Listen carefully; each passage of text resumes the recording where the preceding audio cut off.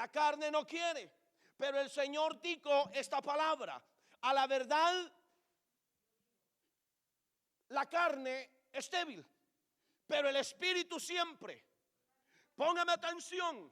El espíritu siempre está dispuesto. ¿Sabe por qué usted llegó esta tarde a este lugar? Porque hubo disposición. Número uno, el deseo de su espíritu.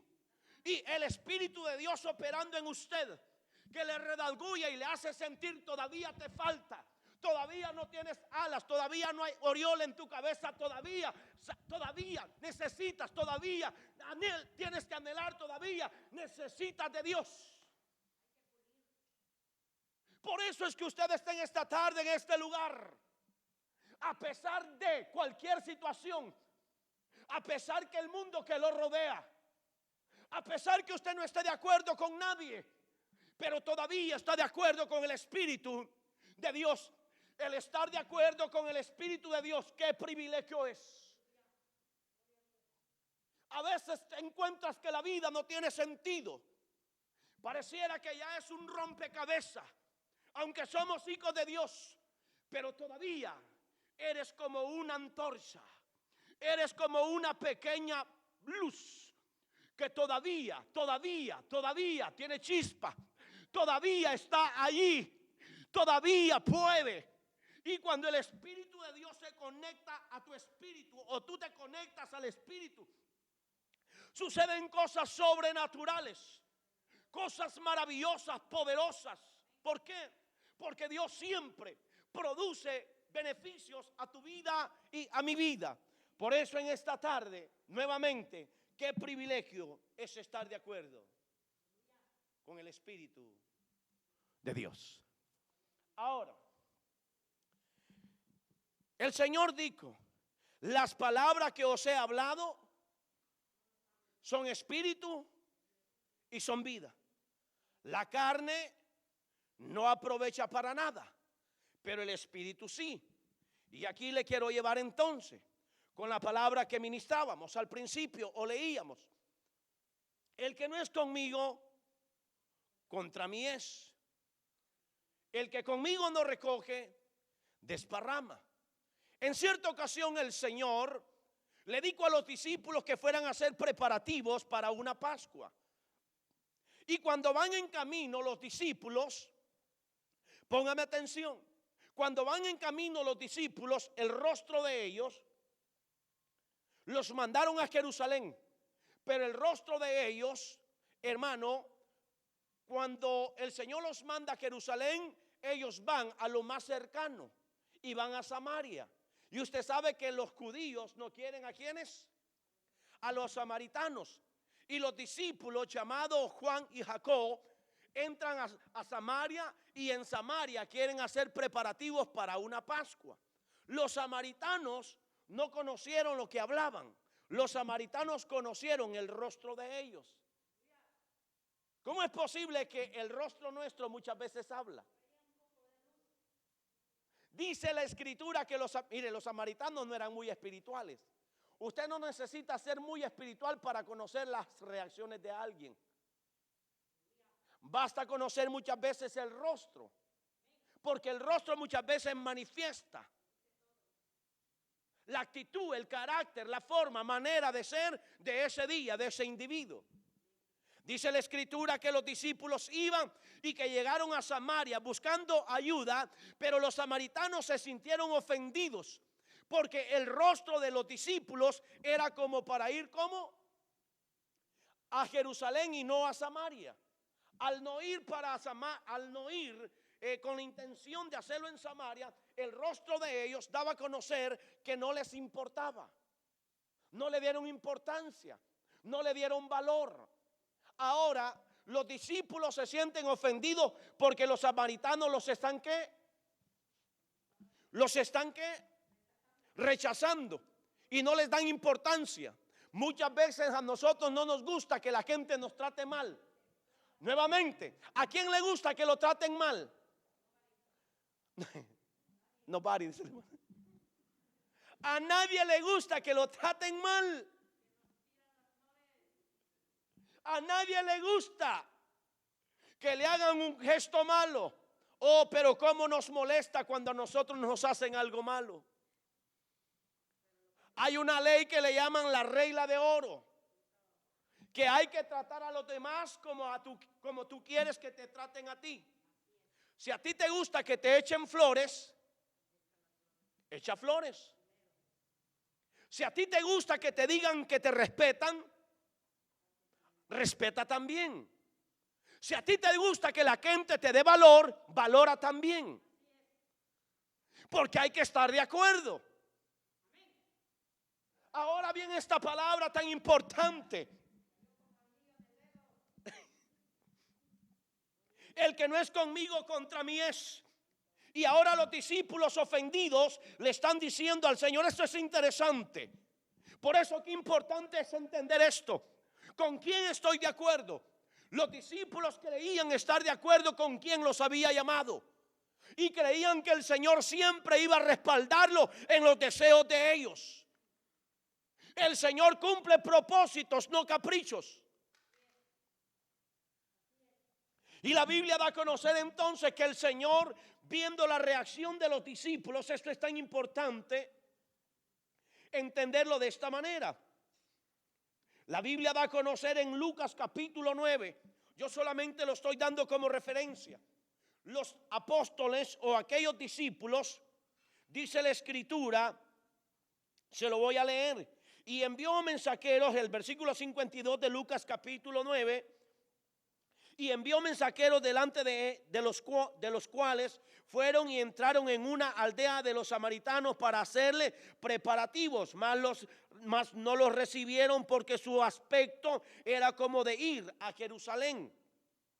Entonces volviéndose él los reprendió diciendo, vosotros, el versículo 54 lo vamos a leer, viendo esto sus discípulos, Jacobo y Juan, dijeron, Señor, qué interesante es esto.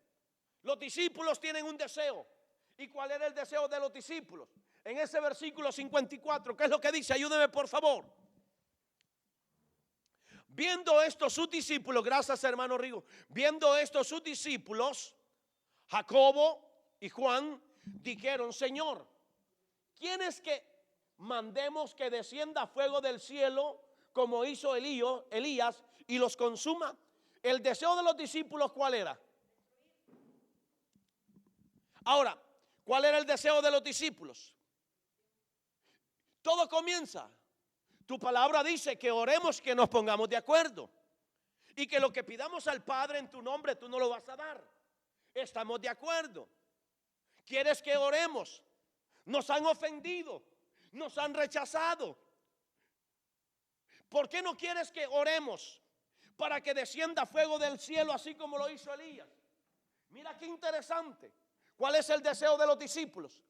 Ellos están de acuerdo, pero están de acuerdo equivocadamente, porque el deseo de ellos es provocar una destrucción masiva, porque se sintieron rechazados o se sintieron ofendidos. ¿Cuántos de los que estamos aquí en algún momento, aquí entre nos hemos sentido ofendidos? Nadie. Nadie se ha sentido ofendido. Yo creo que todos en algún momento nos hemos sentido ofendidos, por una o por otra causa. Y cuando estamos ofendidos, queremos, hermano, que Dios conteste respuestas. Y en las respuestas que nosotros tenemos delante de Dios, o más bien dicho, queremos que Dios nos dé respuesta, alternativas, salidas. Y como nuestra oración no está bien coordinada y no estoy de acuerdo con la voluntad de Dios, estoy pidiéndole a Dios deseos que no me va a cumplir.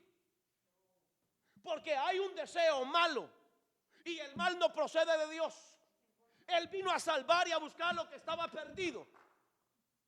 Pero el deseo de los discípulos era ¿qué? Destruir por medio de fuego. Ahora, ¿por qué él está orando? ¿Por qué le dicen oremos así como oró Elías? Porque Elías oró en Samaria. Y como punto de contacto ellos están recordando, aquí un profeta ya oró y descendió fuego del cielo. Ahora queremos orar y que consuma todos los que samaritanos. Y el Señor dijo esta palabra, y esta palabra métala en su corazón. Sí, usted y mi persona. El Señor dijo: vosotros no sabéis. En el 55, ¿qué es lo que dice? Vosotros no sabéis de qué espíritu sois. El versículo 55, ¿qué es lo que dice? Entonces, volviéndose, él los reprendió diciendo: vosotros no sabéis de qué espíritu sois. Detengámonos un momento en esta palabra para usted y para mi persona. Usted y mi persona tiene que conocer con qué espíritu está de acuerdo.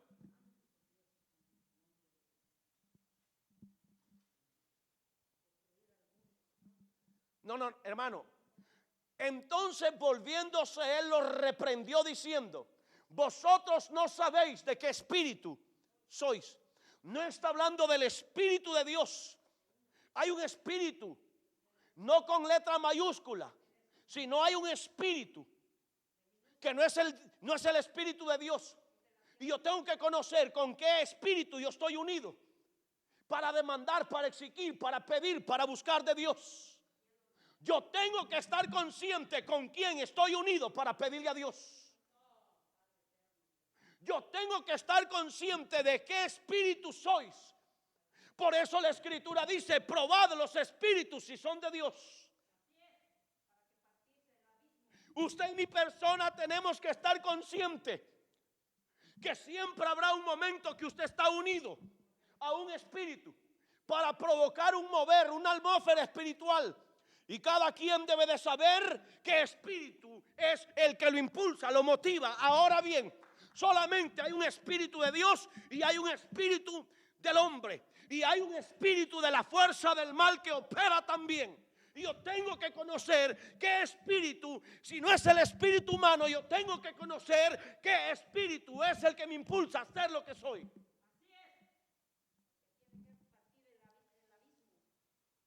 No, hermano, por favor, piense. Usted tiene que conocer qué espíritu es el que lo impulsa a usted a hacer lo que es. ¿Qué es lo que lo impulsa a ser pasivo? ¿Qué es lo que lo impulsa a amar? ¿Qué es lo que lo impulsa a servir? ¿Qué es lo que lo impulsa a humillarse? ¿Qué es lo que lo impulsa de una u otra manera a amarrar su lengua? ¿Qué es lo que lo impulsa de una u otra manera a bendecir a los que lo aborrecen? ¿Qué es lo que lo impulsa? ¿Qué es lo que le genera a usted ser mejor de lo que ya era? Si usted de una u otra manera está buscando todo lo que hemos hablado y encuentra que lo que usted hace, lo hace no por un espíritu malo, sino por el espíritu que se mueve en su vida del bien, dele la gloria a Dios.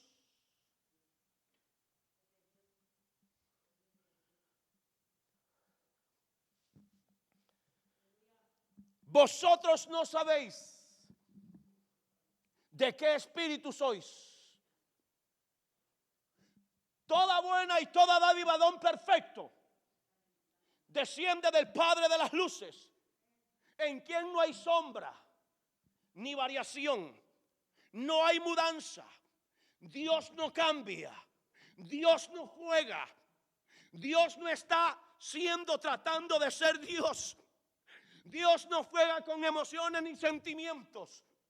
Dios es un Dios de carácter, que ayuda, que auxilia, que bendice, que remueve, que genera, restaura, ayuda. Y yo tengo que estar consciente que si estoy de acuerdo con Dios, todas las cosas malas que han habido en mi vida, algunas ya tuvieron que ser removidas. Algunas ya tuvieron que ser removidas. Algunas tuvieron que ser removidas nuevamente. Algunas tuvieron que ya ser removidas y las que faltan se tienen que remover, porque el que comenzó la obra en nuestra vida no la va a dejar a media. No, hermano, esto es, hermano, ¿a quién no le va, hermano, a quién no le da gusto que le limpien la casa? Humanamente lo único que nosotros hacemos, hermano, para que nos limpien bien la casa sin hacer nada, es pagar. Y al único que nosotros no le pagamos, solamente le agradecemos, solamente le decimos gracias Dios, gracias Dios, gracias.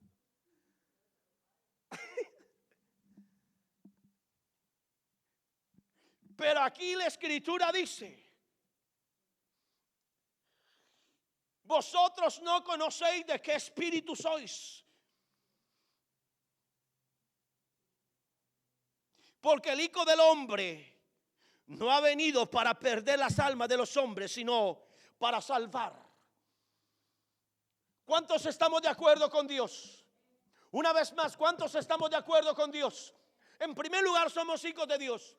Hay cosas que yo no voy a entender nunca de mi Padre, pero Él no me dice que lo entienda. Él me dice que le obedezca.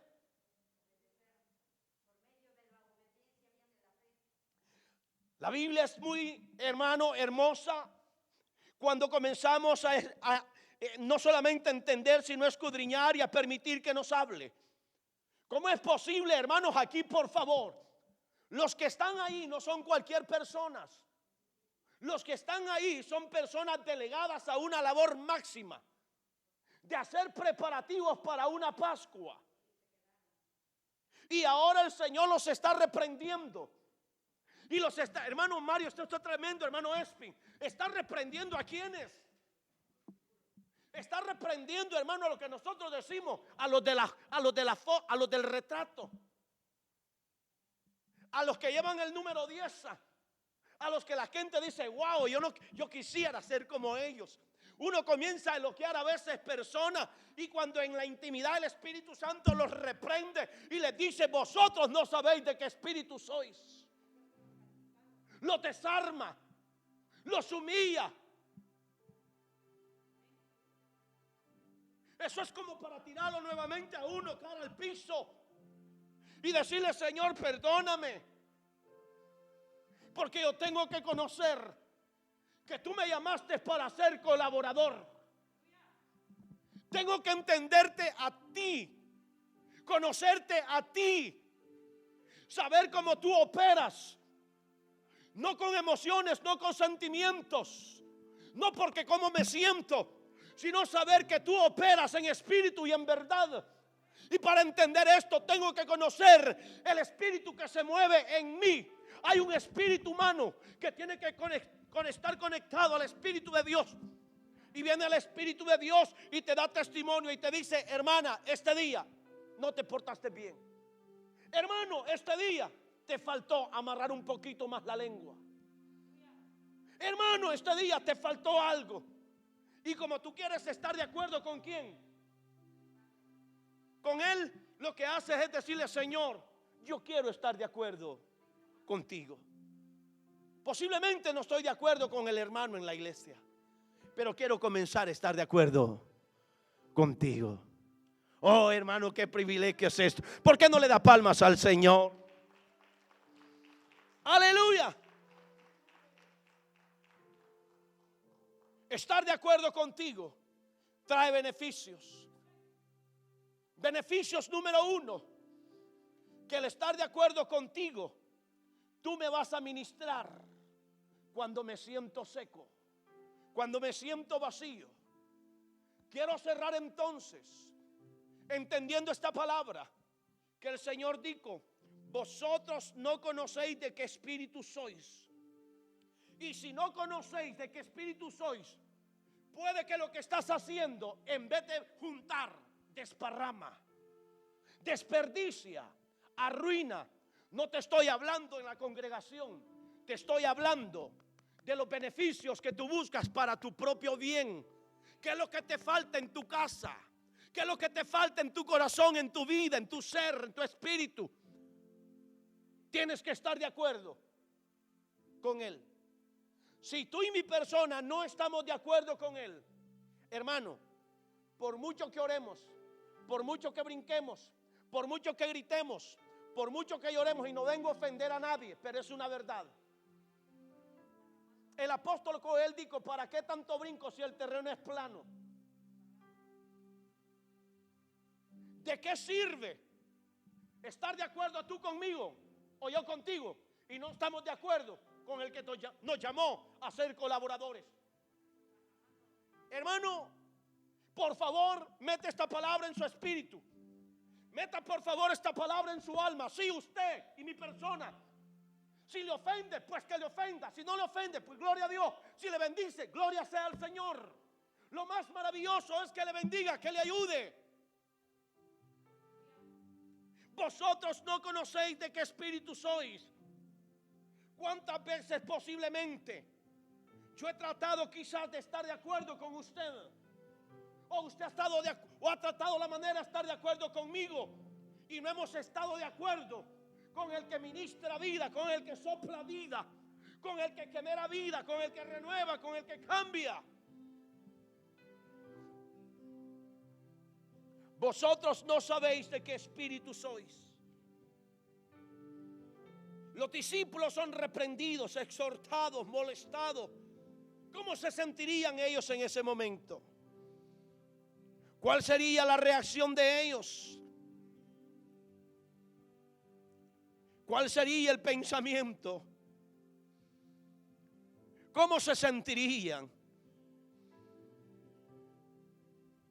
El Espíritu Divino, el Espíritu de Dios, tiene que estar de acuerdo, o el espíritu del hombre, con el de Dios, para que haya una regeneración. Y esta se llevará a cabo mediante el poder que tiene la palabra. Cierro con esto. Ezequiel 37. La visión del valle de los huesos secos. El profeta recibe una palabra por medio de una visión. Ezequiel 37, yo quiero que usted me ayude. Y quiero cerrar para no extenderme en esta noche. Ezequiel 37 da a conocer la palabra. Israel se sentía muerto. Israel se había sentido ya sin esperanza. Y lo único que le ayudó es entender esta palabra. La mano de Jehová vino sobre mí y me llevó en el espíritu de Jehová y me puso en medio de un valle que estaba lleno de huesos. ¿Quién ha tomado a Ezequiel por medio de esa visión? El Espíritu de Dios. No está tomando el cuerpo, está usando la figura de mano. Pero aquí hay una visión, ¿sí o no? No está tomando literalmente el cuerpo. Por favor, escucha esta palabra. Dios no necesita ministrarte tu cuerpo. Dios necesita ministrarte tu espíritu. Porque en tu espíritu